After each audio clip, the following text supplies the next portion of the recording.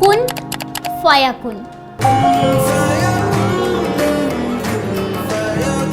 ये एक Arabic sentence है। इन्हीं 3 लफ्जों में सारी ख्वाहिशात खत्म हो जाती हैं। कुन फयाकुन, जिसका मायने है खुदा ने कहा बन और वो हो गया। अक्सर जब कोई भी इंसान बहुत ज़्यादा मुश्किल दौर से गुजर रहा होता है, बहुत ज़्यादा परेशानी का सामना कर रहा होता है, तो वो अपने रब को, अपने मालिक को याद करता है और वो यही सोचता है कि मैं जो चाहता हूँ वो हो जाए, यानी कि कुन फयाकुन, जो चाहा वो हो गया। और शायद रणवीर कपूर भी यही सोच रहे थे उस वक्त जब 2011 में उनकी फिल्म रॉकस्टार आई थी, जिस फिल्म के गाने काफ़ी ज़्यादा लेजेंडरी, फिल्म के गाने आज भी लोगों के दिलों पर राज कर रहे हैं। तो आज के इस वीडियो में हम इसी फिल्म की कुछ अनकही बातों से रूबरू होंगे। तो चलिए शुरू करते हैं। नमस्कार, आप देख रहे हैं बज़ूका रिव्यूज़ और मैं हूं आपके साथ अलमास सिद्दीकी।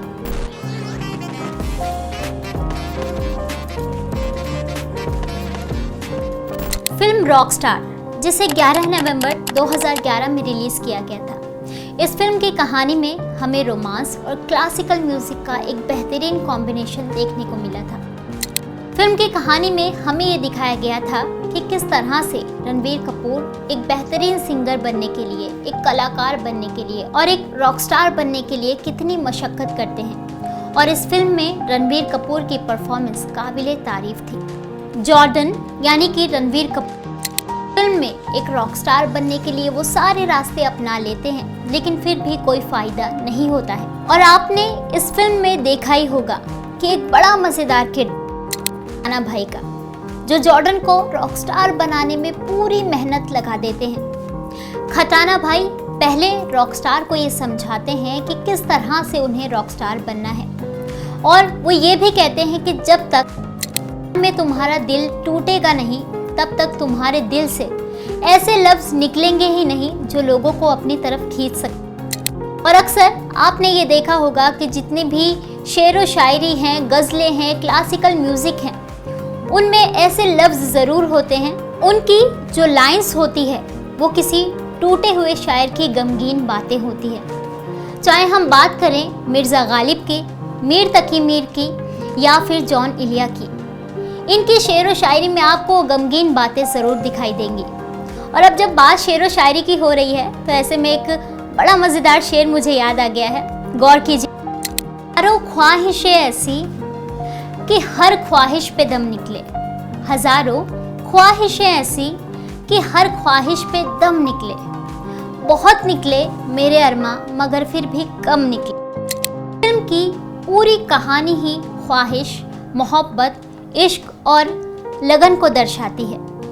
और रणवीर कपूर फिल्म में अपने रॉकस्टार के सफ़र को जारी रखने के लिए खटाना भाई की बातों को फॉलो करते हैं और उन्हीं के बातों के मुताबिक वो ऐसी चीज़ों की तलाश करने लगते हैं जिससे कि उनका दिल टूट जाए, यानी कि उन्हें एक ऐसी लड़की मिले जिससे वो प्यार में धोखा खा जाए। और फिल्म में नरगिस फाकरी वही लड़की रहती हैं जिनकी वजह से जॉर्डन बन जाते हैं रॉकस्टार। इस फिल्म में जिस तरह से रोमांस और क्लासिकल म्यूज़िक को प्रेजेंट किया गया है वो काबिले तारीफ था, और इस फिल्म के गाने लोगों के दिलों में आज भी राज कर रहे हैं। इस फिल्म में हमें लेजेंडरी एक्टर कपूर भी उस्ताद जमील खान के तौर पर दिखाई दिए थे, और ये इकलौती ऐसी फिल्म थी जिसमें हमें रणवीर कपूर और शम्मी कपूर एक साथ दिखाई दिए थे। बात करें फिल्म के लीड एक्टर्स, यहाँ पर रणवीर कपूर और नरगिस फाकरी की केमिस्ट्री हमें देखने को मिली थी,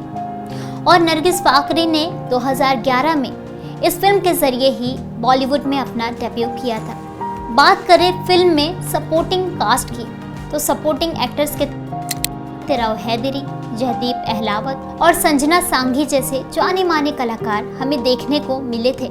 इस फिल्म के डायरेक्टर हैं इम्तियाज़ अली, जिन्होंने कई सारी सुपरहिट फिल्में बनाई हैं। इस फिल्म में म्यूज़िक दिया था AR रहमान ने, और गानों में अपनी आवाज़ दी थी मोहित चौहान ने, और सॉन्ग के राइटर थे इरशाद कामिल। इस फिल्म में कुल मिलाकर 14 गाने रखे गए थे, और फिल्म का म्यूज़िक एल्बम काफ़ी ज़्यादा पॉपुलर भी हुआ था। जब इस फिल्म को रिलीज़ किया गया था उस वक्त पहले दिन फिल्म ने काफ़ी अच्छी कमाई की थी, और इसका बजट रखा गया था 50 करोड़ रुपए। बात करें पहले हफ्ते की कमाई की तो इस फिल्म ने पहले हफ्ते में 49 करोड़ रुपए कमाए थे।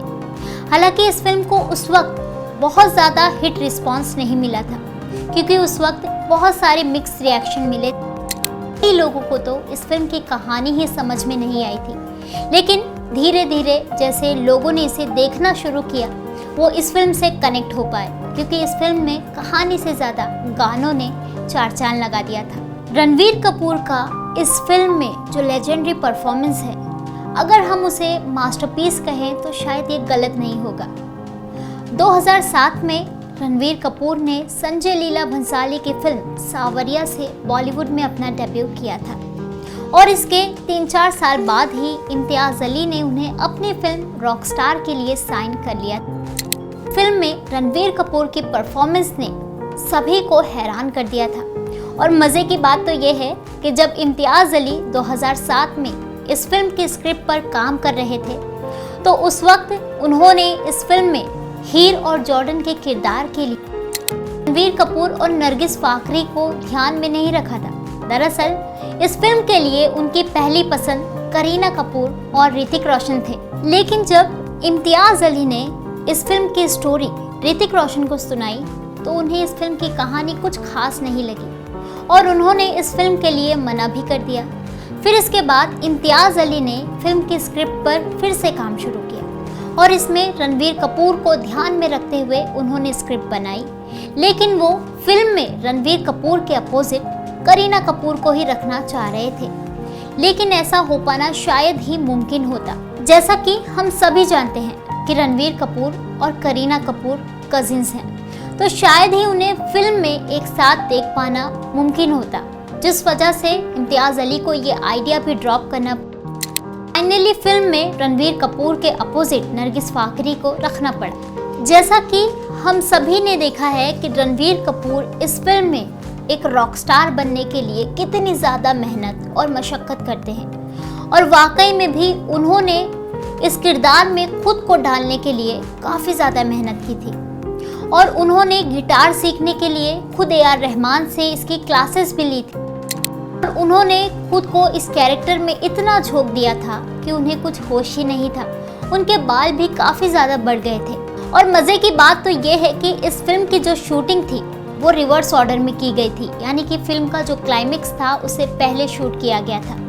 फिल्म के क्लाइमेक्स में हमें रणवीर कपूर गाना गाते हुए बड़े बड़े बालों में दिखाई देते हैं और उस सीन को पहले शूट किया गया था और बाद में इस फिल्म की स्टार्टिंग की सीन को शूट किया गया था, क्योंकि मेकर्स को रणवीर कपूर का वो रॉकस्टार वाला परफेक्ट लुक मिल गया। फिल्म में हमें रणवीर कपूर जॉर्डन के किरदार में दिखाए गए हैं। दरअसल ये किरदार डायरेक्टर इम्तियाज़ अली के एक जाट फ्रेंड पर बेस्ड था और अभी जैसा कि मैंने बताया 2007 में इस फिल्म की स्क्रिप्टिंग शुरू की गई थी और इसकी पहली स्क्रिप्ट के मुताबिक इस फिल्म में जॉर्डन की मौत हो जाती है आखिर में, लेकिन बाद में इसे चेंज कर दिया गया ये कहकर कि शायद ये कहीं ठीक नहीं लग रहा है और मेकर्स को ये एंडिंग पसंद नहीं आ रही थी। इस फिल्म के गाने कुन फया कुन मिक्स के इमोशनल सीन के बाद ही शूट किया गया था और अगर आपने गौर किया होगा तो देखा होगा कि इस गाने में रणवीर कपूर के जो बाल हैं वो छोटे दिखाई देते हैं। दरअसल क्लाइमेक्स के सीन के बाद जब रणवीर कपूर अपना हेयर कट कराकर सेट पर पहुंचे, कई लोगों ने उन्हें पहचानने से ही इनकार कर दिया, यानी रणवीर कपूर का लुक काफ़ी ज़्यादा बदल गया, जैसे सेट पर मौजूद लोग उन्हें पहचान ही नहीं पा रहे थे। और इस फिल्म के इस गाने ने भी काफ़ी ज़्यादा कमाल किया था और ये वाकई एक लेजेंडरी सॉन्ग था जिसे हम मास्टरपीस भी कह सकते हैं और शायद अपनी इन्हीं सब खासियत की वजह से इस फिल्म को कल्ट क्लासिक में शामिल किया गया है। इस फिल्म की कहानी से ज़्यादा गानों को लोगों ने पसंद किया है और आपने फिल्म में देखा ही होगा कि रणवीर कपूर अक्सर हमें किसी न किसी कॉन्सर्ट में दिखाई देते। इस फिल्म का एक गाना सड्डा हक, जिसमें अगर आपने गौर किया होगा तो देखा होगा कि वहाँ के जो लोग होते हैं उनके हाथों में कई सारे बैनर्स और फ्लैग होते हैं। दरअसल उन फ्लैग्स पर लिखा था फ्री टिबेट और कोई पॉलिटिकल इशू ना हो इस वजह से सेंसर बोर्ड ने इसे ब्लर करने के लिए भी कहा था। और दूसरी मज़ेदार बात यह है नरगिस फाकरी ने इस फिल्म के ज़रिए ही अपना बॉलीवुड डेब्यू किया था और नरगिस फाकरी एक अमेरिकन मॉडल हैं जिनका जन्म न्यूयॉर्क के क्वींस में हुआ था। और जब उन्हें इस फिल्म के लिए साइन किया गया था तो उस वक्त उनकी हिंदी ठीक नहीं थी, जिस वजह से इस फिल्म में उनके डायलॉग्स को मोना जोश शेट्टी द्वारा डब किया गया। फिल्म की पूरी कहानी से ज़्यादा फिल्म के गानों ने लोगों के दिलों पर राज किया है और जिस वजह से ये गाने मास्टरपीस साबित हुए हैं और ऑल टाइम मेलोडियस हैं। और आज अपनी इन्हीं खूबियों की वजह से इस फिल्म को कल्ट क्लासिक में शामिल किया गया है। तो ये थी इस फिल्म से जुड़ी कुछ ऐसी अनकही बातें जिसे शायद ही आप जानते होंगे। बस इसी तरह के किस्सों और कहानियों से जुड़े रहने के लिए देखते रहिए हमारे शो को, और जब तक के लिए दीजिए मुझे इजाज़त। नमस्कार।